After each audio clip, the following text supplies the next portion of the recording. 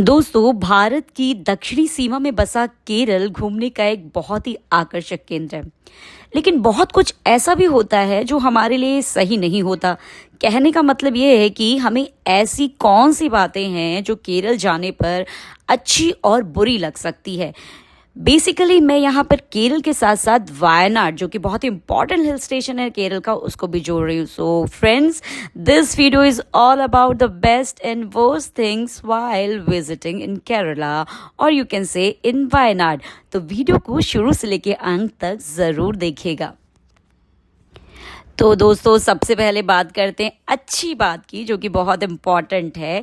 अगर हम अच्छी बात करें तो सबसे अट्रैक्टिव फैक्टर वायनाड का है कि यहाँ पर हरियाली देखने लायक है। जी हाँ दोस्तों, मतलब आप ना ऐसा फील करेंगे जैसे आप बहुत ही प्राकृतिक परिवेश में, एकदम नेचुरल ब्यूटी वाली जगह पर आए हैं।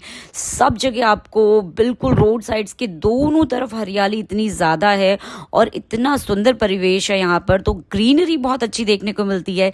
सेकेंड इम्पॉर्टेंट बात जो बहुत अच्छी है वो है लोगों का स्वभाव।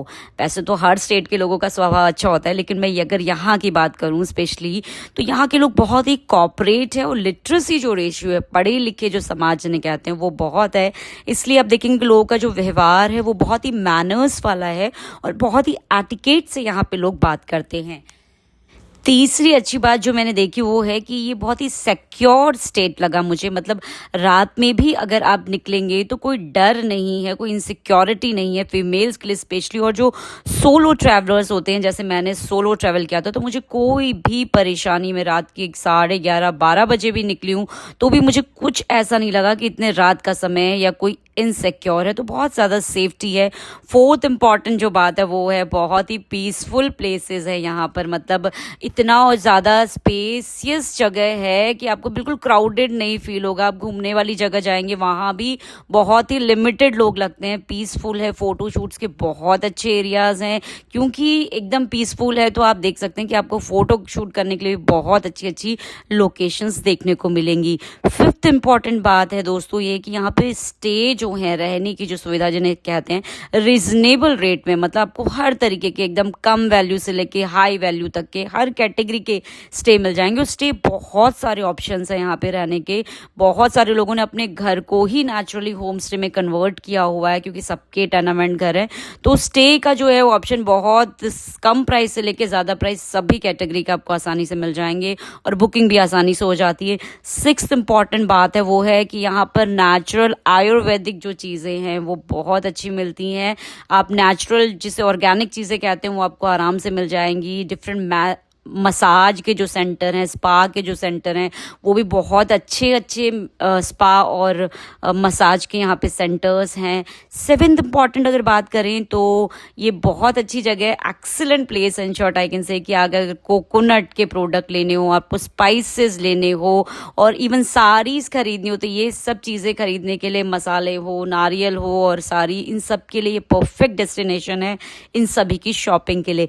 एट्थ इम्पॉर्टेंट बात करें जो बहुत इंपॉर्टेंट होती है घूमने के लिए, वो है रोड की कंडीशन। जी हाँ दोस्तों, यहाँ पर जो रोड हैं वो बहुत ही अच्छी। वायनाड की सारी रोड की कनेक्टिविटी बहुत स्मूथ है। कहीं भी आपको गड्ढा या टूटी हुई फूटी रोड नहीं मिलेगी। तो आप बहुत अच्छे से, जो से बोलते हैं ना, फिफ्थ गियर में जो ड्राइविंग का जो एक्सपीरियंस होता है इतनी हरियाली के बीच, वो आप फील कर सकते हैं। नाइन्थ इम्पॉर्टेंट बात जो देखने लायक है वो है कि यहाँ पर ऑनलाइन मीडियम जो है, ऑनलाइन मीडियम है ट्रांसफ़र, मनी ट्रांसफ़र का। मतलब मोस्टली सभी जगह ऑनलाइन के थ्रू मनी आराम से ट्रांसफ़र हो जाती है और ज़्यादातर वही ट्रांजैक्शन चलता है। तो इसका फ़ायदा ये रहता है कि मतलब आपको इतना सारा कैश कैरी नहीं करना पड़ता। उसका आपको एक सरदर्द नहीं रहता कि पैसे संभाल के रखने हैं, बार बार जेब पे ध्यान देना कि इतनी मनी लेकर चल रहे हैं।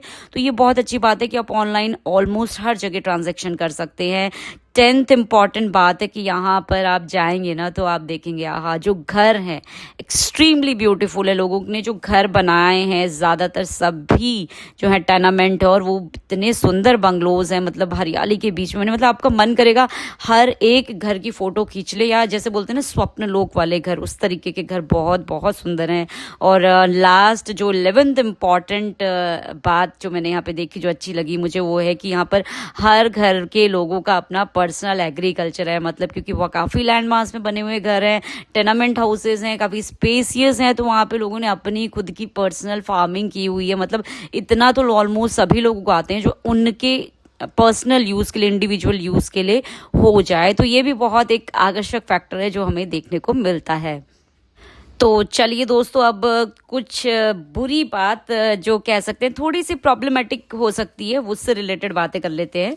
सबसे पहली जो प्रॉब्लम है वो ज़्यादातर लोगों को, नॉर्थ इंडिया के लोगों को या फिर वेस्ट ईस्ट साइड के कोई भी लोगों, उनको प्रॉब्लम हो सकती है, वो है लैंग्वेज की प्रॉब्लम। जी हाँ दोस्तों, यहाँ पर वायनाड में ऑलमोस्ट लोग या तो थोड़ी बहुत इंग्लिश समझते हैं या फिर अपनी ही जो लैंग्वेज है मलयालम जो यहाँ चलती है वो ज़्यादा समझते हैं। तो लैंग्वेज का प्रॉब्लम यहाँ पे रहता है। जनरली बहुत ही कम लोग मिलेंगे जो हिंदी को अच्छे से समझ सकते हैं, या समझ सकते हैं तो बोल सकते हो रिप्लाई में। ये सबसे बड़ी प्रॉब्लम है। दूसरी प्रॉब्लम जो देखने को मिल सकती है वो है खाने की समस्या। मतलब अगर आप वेजिटेरियन हैं तो आपको प्योर वेजिटेरियन या बिल्कुल नॉर्थ इंडियन टिपिकल जो खाने होते हैं उस तरीके की वैरायटीज़ नहीं मिल सकती है। आप मतलब डिफरेंट वैरायटी का फूड नहीं, ज़्यादातर साउथ इंडियन फूड ही आपको यहाँ पे मिलेगा अगर आप वेजिटेरियन है। नॉन वेजिटेरियन फूड के ऑप्शन आपको यहाँ पे मिल जाते हैं। तीसरी इंपॉर्टेंट अगर मैं बात बताऊं तो है कि यहाँ पे जो सबसे थोड़ी सी जो मुझे बुरी बात लगी, क्योंकि मैं बहुत सारी जगह ट्रैवल किया है, तो वैसे ये हिल स्टेशन जैसा है वायनाड, और वहाँ पर ये जितनी भी जगह है यहाँ पे सब जगह चार्जेबल है। मतलब आप एक छोटा सा अगर पहाड़ भी देखना चाहते हैं ना तो वो भी इन्होंने चार्जेबल कर रखा है। पानी का एरिया, अगर आप छोटा सा आइलैंड देखना चाहते हो जो कि नेचुरल होती चीज़ें, वो भी एंट्री की यहाँ पे चार्जेस हैं, और चार्जेस भी काफ़ी अच्छे खासे हैं। मतलब नेग्लिजिबल वाले नहीं है, काफ़ी अच्छे ज़्यादा चार्जेस लिए जाते हैं। जैसे मैंने और भी बहुत सारे हिल स्टेशन घूमी, वहाँ पर मैंने देखा है कि ये जैसे पानी है, जो झरने हैं, ये जो पर्वत हैं, ये सब नेचुरल होते हैं। यहाँ पे एंट्री का कोई चार्जेस नहीं लिया जाता। सिर्फ यहाँ पे टेम्पल के कोई चार्ज नहीं है। अगर मंदिरों में जाओगे तो वहाँ आपको कोई चार्ज नहीं देना पड़ेगा। फोर्थ इंपॉर्टेंट जो बात है वो है कि कनेक्टिविटी की। जी हाँ दोस्तों, यहाँ पे डायरेक्ट रेलवे और एयरवेज की वायनाड में कनेक्टिविटी नहीं है। मतलब आप बस के थ्रू या फिर मतलब रोडवेज के थ्रू ही यहाँ पे पहुँच सकते हो। अगर हम नियर बाय रेलवे स्टेशन की बात करें तो ऑलमोस्ट 70 से 100 किलोमीटर की दूरी के अंदर आता है, जो कि है कोझिकोडे रेलवे स्टेशन जो नियरेस्ट पड़ता है। और एयरवेज की बात करें तो कालीकट जो एयरपोर्ट है वो यहाँ पे नियरेस्ट है, जो 60 से 100 किलोमीटर का वो भी डिस्टेंस कवर करता है। फिर वहाँ से गवर्नमेंट की बसें, प्राइवेट बसेस, या आप अपनी गाड़ी लेके, टैक्सी लेकर यहाँ पर पहुँच सकते हैं। तो इन शॉर्ट दोस्तों, ये हुई बात अच्छाई और बुराई से रिलेटेड। तो आपने देखा होगा कि जो है वो अच्छाई ज़्यादा है, बुराई कम है। लेकिन मैंने आपको ये वीडियो में इसलिए बताया ताकि अगर आप प्लान कर रहे हैं तो पहले से ही आप एक तरीके से मेंटली प्रिपेयर हो जाएं कि यहाँ पर किस किस तरीके का आपको सिनेरियो देखने को मिलेगा। आई होप ये वीडियो आपके लिए इन्फॉर्मेटिव रही होगी। जल्दी मिलती हूँ एक और नई वीडियो के साथ, तब तक अपना बहुत अच्छे से ख्याल रखिएगा। Bye everyone and take care.